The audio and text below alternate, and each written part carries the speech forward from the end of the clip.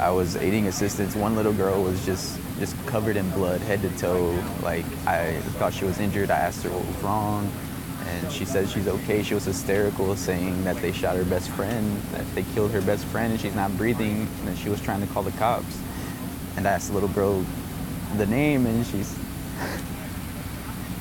she told me, she said Amory.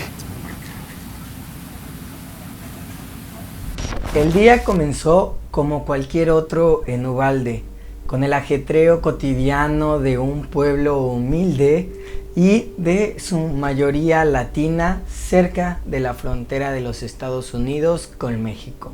Hasta el martes al mediodía, esta localidad a más de 130 kilómetros de San Antonio, en Texas, era apenas conocida, pero se llegó a volver noticia en ocasiones por la caravana de migrantes que llegaba a cruzar desde el sur, pero en general se le consideraba una comunidad bastante tranquila y unida. Ahora es el escenario de la peor masacre ocurrida en una escuela de Estados Unidos, y esto en casi más de una década. A medida que pasan los días suceden más detalles sobre este caso y esta jornada que cambió completamente este pueblo fronterizo.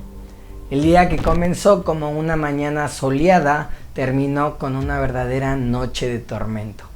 Alrededor de las 8 de la mañana, hora local, cerca del centro de la ciudad de Uvalde, aproximadamente 600 estudiantes de 7 y 10 años empezaban a ingresar a la primaria Robb.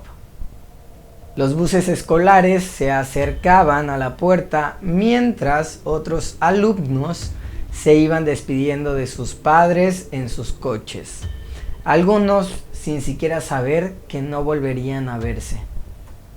Las vacaciones de verano ya se acercaban, venían rápidamente, apenas quedaban unos 2 días de clase y muchos estudiantes ya empezaban a recibir sus pequeños diplomas y premios por el fin de curso.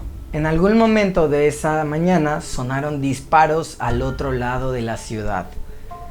Salvador Ramos, un adolescente descrito como una persona solitaria, de vida hogareña bastante tensa, delgado, con un impedimento al habla que, según algunos de sus compañeros, lo llevó a sufrir inclusive burlas en la escuela, disparó contra su abuela de 66 años por motivos que aún no se logran determinar del todamente claros. Las autoridades contaron que le dio un tiro directamente en la cara a la anciana, quien afortunadamente logró llamar a la policía.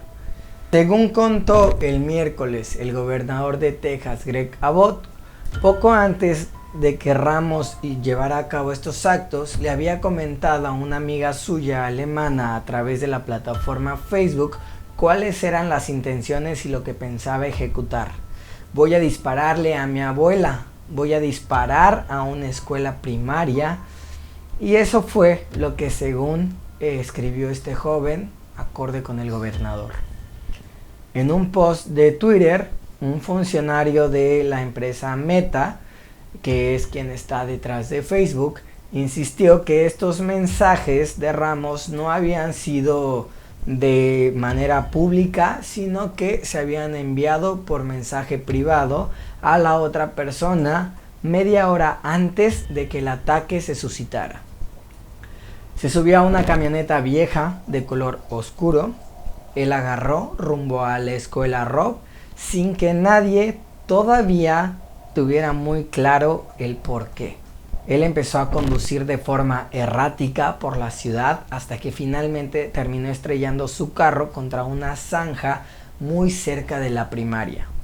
En una funeraria al otro lado de la carretera se logró ver a 2 personas y disparó contra ellas.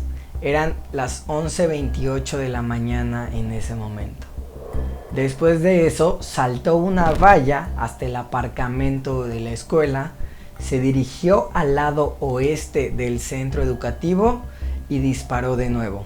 Logró entrar a la escuela por una puerta que no estaba completamente asegurada, sin que nadie le pudiera impedir el paso. Eran las 11:40 hora local cuando Ramos entonces se logra ya colocar finalmente en la escuela y comienza su matanza que duró aproximadamente 45 minutos. Disparó y mató de manera horrible, incompensable. Fue lo que relata el gobernador Abbott en una rueda de prensa. Un video compartido en redes sociales muestra uno de los momentos donde una persona vestida de negro se ve corriendo hacia una puerta lateral de la escuela con la que parece ser un rifle. Las autoridades contaron que la semana pasada, poco después de cumplir los 18 años, Ramos había comprado 2 rifles semiautomáticos y junto con centenares de municiones. Se cree que el joven mostró una foto de los rifles en una cuenta de Instagram que las autoridades creen que era suya y que fue finalmente suspendida tras esta masacre. Las autoridades del Departamento de Seguridad Pública DPS de Texas dijeron que el atacante entró a la fuerza en un aula de 4º grado donde finalmente abrió fuego en contra los ahí dentro. Atrincheró el salón de clases y comenzó a dispararle a los niños y maestras. Esto es lo que dijo el agente Víctor Escalón, quien es director regional del DPS para el sur de Texas. Todas las víctimas de este tiroteo fueron finalmente encontradas en esa aula donde se llevó a cabo la mayor parte. Testigos contaron a televisoras estadounidenses haber visto a niños trepando por las ventanas o inclusive buscando refugio en una funeraria que estaba cercana a la escuela cuando comenzó la balacera. Otros pequeños que eran liderados por 2 maestros escaparon del edificio y se escondieron detrás de unos árboles en la parte también trasera de la escuela. Elisha Mata, cuyo sobrino estaba en el centro estudiantil, le dijo al The New York Times que el personal de la escuela había decidido igual apagar las luces y les había pedido a todos que guardaran completo silencio. Marcela Cabrales, una pastora de la iglesia local, también confesó o comentó con The Washington Post que su nieta de 9 años se encontraba almorzando junto con otros estudiantes cuando escuchó un ruido fuerte proveniente del exterior, incluidos disparos y cristales rotos. Los maestros guiaron a los niños detrás de una cortina donde todos se pudieran esconder, tratando así de forma desesperada de evitar atraer la atención del tirador. La nieta de Cabrales también se escondió en un baño. Adolfo Hernández le comentó al New York Times que su sobrino había estado muy cerca del salón de clases donde había ocurrido la mayor parte del tiroteo o donde se había enfocado. De hecho, fue testigo de cómo le disparaban a uno de sus amiguitos en la cara, afirmó. El amigo dijo que había recibido un disparo en la nariz y el otro pequeño simplemente había caído y eso lo había devastado por completo.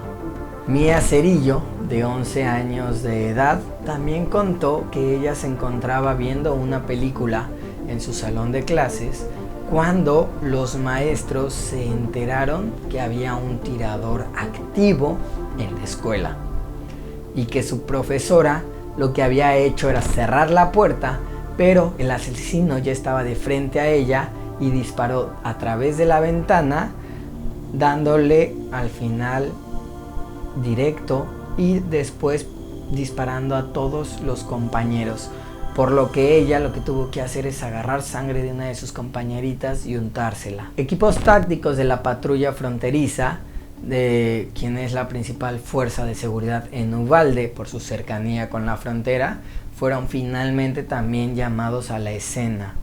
En ese momento, los agentes de la patrulla fronteriza respondieron a una solicitud de asistencia de las fuerzas del orden para una situación de un tirador activo dentro de la escuela primaria Robb en Uvalde.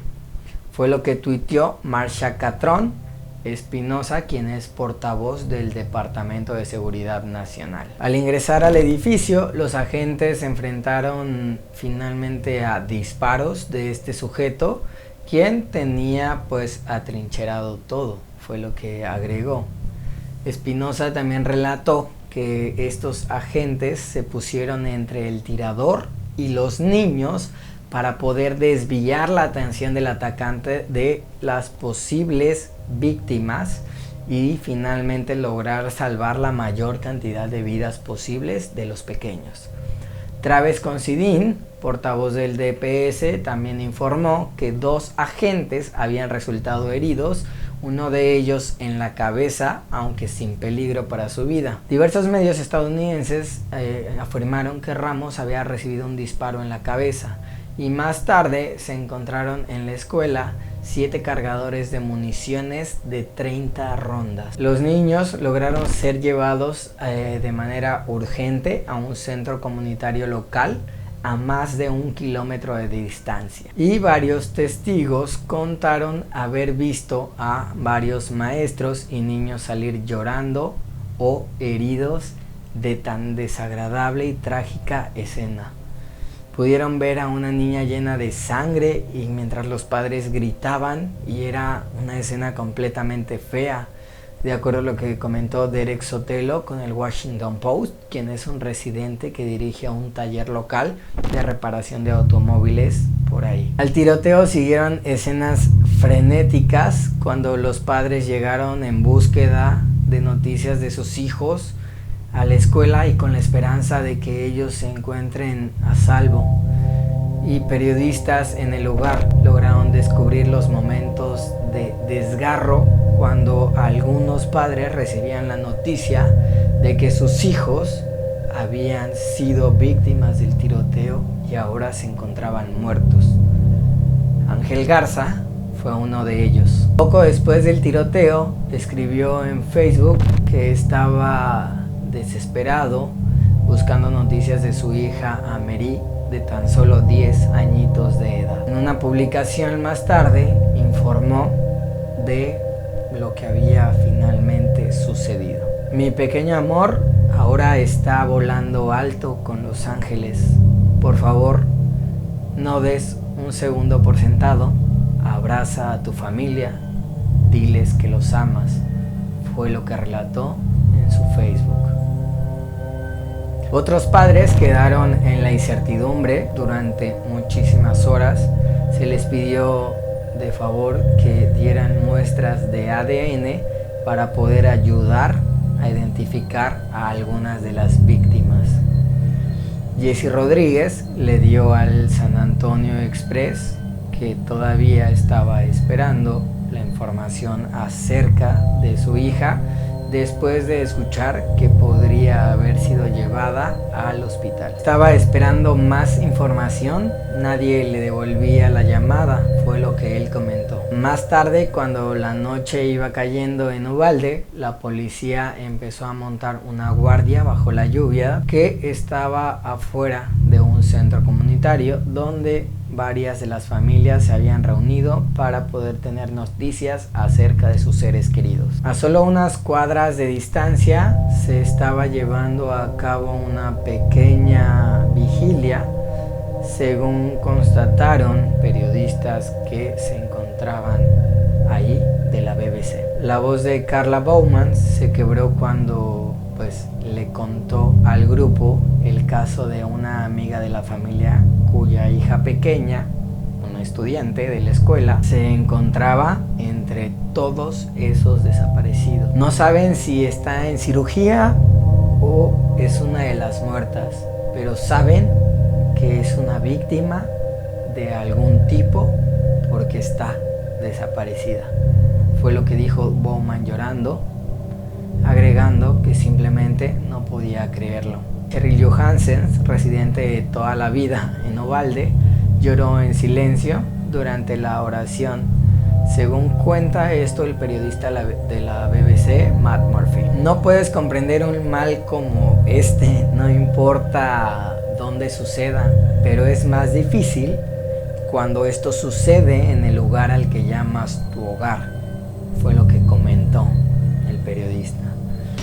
Eso es todo por el video de esta semana, este trágico caso, esta trágica carpeta. Si te gustó este video, te pido que me apoyes por favor dándole un like enorme y también compartirlo en tus redes sociales para que todos puedan conocer de los detalles de este desgarrador caso y poder hacer conciencia de los niveles de violencia y daño que podemos ocasionarle a otras personas.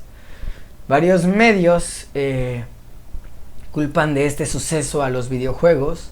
Me gustaría saber qué opinas tú acerca de esto. ¿Son los videojuegos un detonante de este tipo de actos? ¿O no tienen nada que ver con los videojuegos y radican más en problemas de egoísmo como sociedad, de no poder detectar qué está pasando con las personas cercanas a nosotros? Sin nada más que agregar, déjame saber cuál es tu punto de vista ante este caso. Y si te gustaría algún otro caso que tratemos aquí, también déjamelo saber. Y bueno, lo más importante de todo es que te pido que me apoyes muchísimo suscribiéndote en el botoncito rojo de aquí abajo y activando la campanita de notificaciones para que te avise en cuanto suba un video. Esto es todo por el video de esta semana. Te agradezco mucho si llegaste hasta el final y nos vemos hasta la próxima. Bye.